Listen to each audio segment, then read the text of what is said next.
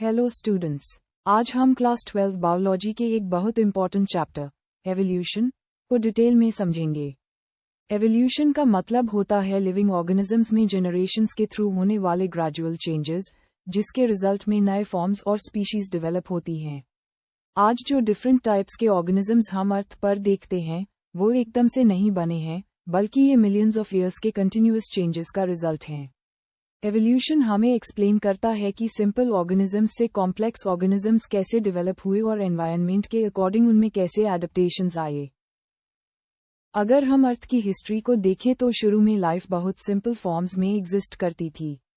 Time के साथ organisms में वेरिएशंस आते गए और जो ऑर्गेनिजम्स अपने एनवायरनमेंट के अकॉर्डिंग बेटर सर्वाइव कर पाए, उनकी पॉपुलेशन इंक्रीज होती गई।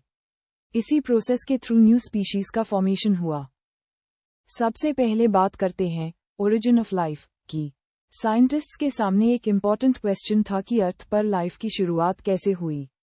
इसके लिए अलग अलग थियरीज प्रपोज की गई।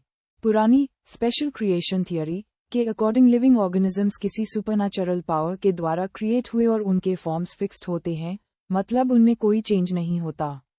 लेकिन साइंटिफिक स्टडीज और एविडेंसेस इस कॉन्सेप्ट को सपोर्ट नहीं करते। एक और थियरी थी पेंस्पर्मिया थियरी, जिसके अकॉर्डिंग लाइफ के बेसिक फॉर्म्स या स्पोर्स आउटर स्पेस से अर्थ पर आए हो सकते हैं। लेकिन लाइफ के ओरिजिन को एक्सप्लेन करने के लिए सबसे important theory chemical evolution theory है, जिसे ऑप्रिन और हाल्डेन ने प्रपोज किया था।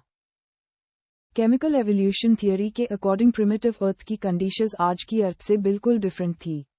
अर्ली अर्थ पर हाई टेम्परेचर था और एटमॉस्फेयर में मीथेन, अमोनिया, हाइड्रोजन और वाटर वेपर जैसे गैसेस प्रेजेंट थे। उस टाइम फ्री ऑक्सीजन प्रेजेंट नहीं थी। लाइटनिंग, अल्ट्रावायलेट रेडिएशन और वोल्केनिक एक्टिविटी जैसे एनर्जी सोर्सेस की वजह से सिंपल इनऑर्गेनिक मॉलिक्यूल्स से ऑर्गेनिक मॉलिक्यूल्स फॉर्म होने लगे। ये organic molecules gradually complex molecules में कन्वर्ट हुए और बहुत लॉन्ग टाइम के बाद फर्स्ट लिविंग ऑर्गेनिजम्स डेवलप हुए। इस थियरी को एक्सपेरिमेंटली प्रूव करने के लिए मिलर और यूरे एक्सपेरिमेंट किया गया। 1953 में स्टैनली मिलर और हैरोल्ड उरी ने प्रिमिटिव अर्थ जैसी कंडीशंस क्रिएट की। उन्होंने अपैरेटस में मीथेन, अमोनिया, हाइड्रोजन और वाटर वेपर का मिक्सचर लिया और यूएस में इलेक्ट्रिक स्पार्क पास की। कुछ टाइम बाद उन्हें अमीनो एसिड्स मिले, जो लिविंग ऑर्गेनिजम्स के इंपॉर्टेंट कंपोनेंट्स होते हैं। इस एक्सपेरिमेंट ने शो किया कि अर्ली अर्थ कंडीशंस में ऑर्गेनिक मॉलिक्यूल्स नेचुरली बन सकते हैं। एवोल्यूशन को प्रूव करने के लिए साइंटिस्ट्स ने कई एविडेंसेस दिए हैं। इन एविडेंसेस में फॉसिल्स, कंपैरेटिव एनाटॉमी, एम्ब्रियोलॉजी और मोलेक्यूलर एविडेंस इंपॉर्टेंट हैं। फॉसिल्स पुराने ऑर्गेनिजम्स के प्रिजर्व्ड रिमेन्स या इंप्रेशंस होते हैं जो रॉक्स में मिलते हैं। फॉसिल्स का स्टडी पैलियोंटोलॉजी कहलाता है। फॉसिल रिकॉर्ड्स से हमें पता चलता है कि एंशिएंट ऑर्गेनिजम्स कैसे थे और टाइम के साथ ऑर्गेनिजम्स में क्या चेंजेस आए। एक इम्पॉर्टेंट फॉसिल एग्जाम्पल है आर्कियोप्टेरिक्स, जो रेप्टाइल्स और बर्ड्स दोनों के कैरेक्टर्स शो करता है। इसमें बर्ड्स जैसे फेदर्स प्रेजेंट थी और रेप्टाइल्स जैसे टीथ और लॉन्ग टेल भी प्रेजेंट थे। इससे एविडेंस मिलता है कि बर्ड्स का एवोल्यूशन रेप्टाइल से हुआ होगा। कंपैरेटिव एनाटॉमी भी इवोल्यूशन का इम्पॉर्टेंट एविडेंस है। इसमें डिफरेंट ऑर्गेनिजम्स के स्ट्रक्चर्स कंपेयर किए जाते हैं। होमोलोगस ऑर्गन्स वो ऑर्गन्स होते हैं जिनका बेसिक स्ट्रक्चर सिमिलर होता है लेकिन फंक्शंस डिफरेंट हो सकते हैं, जैसे ह्यूमन आर्म, व्हेल का फ्लिपर और बतख का विंग। ये ऑर्गन्स कॉमन एंसेस्ट्री को शो करते हैं। दूसरी तरफ एनालॉगस ऑर्गन्स वो होते हैं जिनका फंक्शन सेम होता है लेकिन उनका स्ट्रक्चर और ओरिजिन डिफरेंट होता है, जैसे बर्ड्स के विंग्स और बटरफ्लाइज के विंग्स। दोनों फ्लाइंग में हेल्प करते हैं लेकिन दोनों का इवोल्यूशनरी ओरिजिन अलग होता है। एवोल्यूशन को एक्सप्लेन करने के लिए डिफरेंट साइंटिस्ट्स ने थियोरीज दी हैं।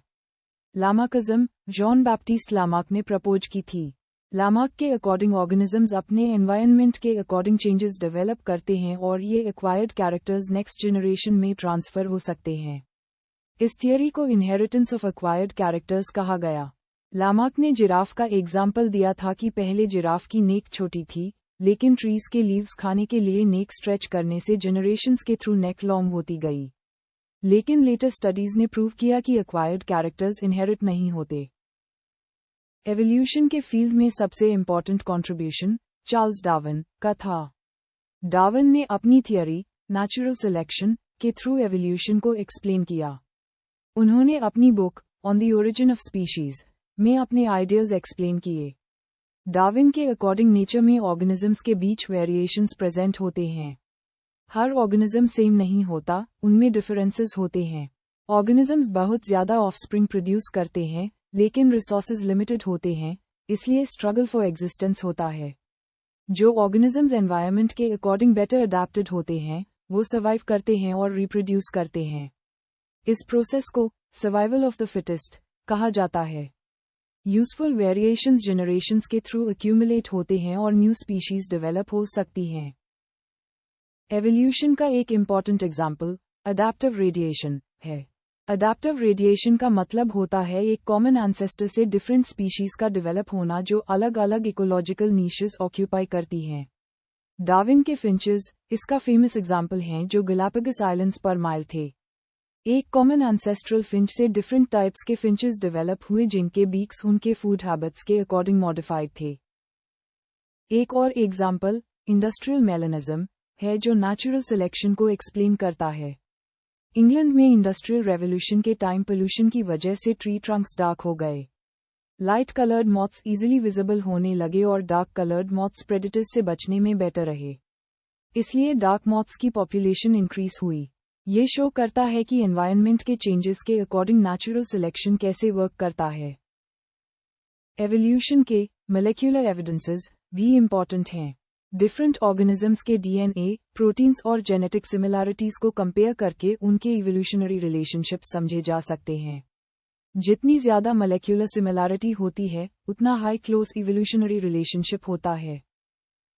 ए फ्लैट हम बात करते हैं हार्डी-वाइनबर्ग प्रिंसिपल की। इसके अकॉर्डिंग अगर पॉपुलेशन में इवोल्यूशनरी फोर्सेस एक्ट नहीं कर रही हैं तो एलील फ्रीक्वेंसीज जनरेशंस के थ्रू कांस्टेंट रहेंगी।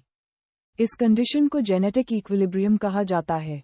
हार्डी-वाइनबर्ग इक्विलिब्रियम के लिए कंडीशंस होती हैं जैसे large population, random mating, no mutation, no migration और नो नेचुरल सिलेक्शन। अगर इनमें से कोई भी फैक्टर चेंज होता है तो एवोल्यूशन अकर हो सकता है। इसका इक्वेशन होता है p वर्ग जोड़ 2pq जोड़ q वर्ग इक्वल्स 1, जहां p और q एलील्स की फ्रीक्वेंसीज को रिप्रेजेंट करते हैं। जेनेटिक इक्विलिब्रियम को डिस्टर्ब करने वाले फैक्टर्स में जेने migration, genetic drift, mutation, recombination और नेचुरल सिलेक्शन इंपॉर्टेंट हैं। जीन माइग्रेशन में इंडिविजुअल्स के माइग्रेट करने से जीन्स एक पॉपुलेशन से दूसरी पॉपुलेशन में ट्रांसफर हो सकते हैं।